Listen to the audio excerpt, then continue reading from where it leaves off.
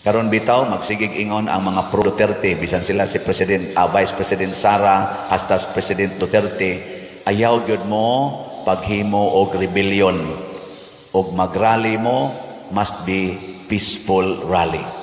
Ngano man maluoy tas atong nasod nga magkagubot.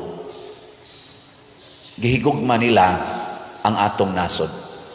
Kanunay ginang ibungat ni President Duterte, kining akong gibuhat para ni sa atong nasod, para ni sa inyong mga anak ug akong mga anak, para ni sa kaugmaon sa atong nasod.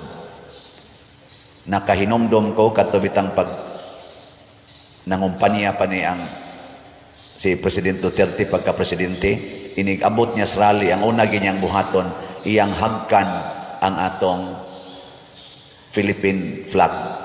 Iyang hagkan ba, igdayon niyang sulti. Unsay naa diha sa atong Philippine flag? Unsay naa diha?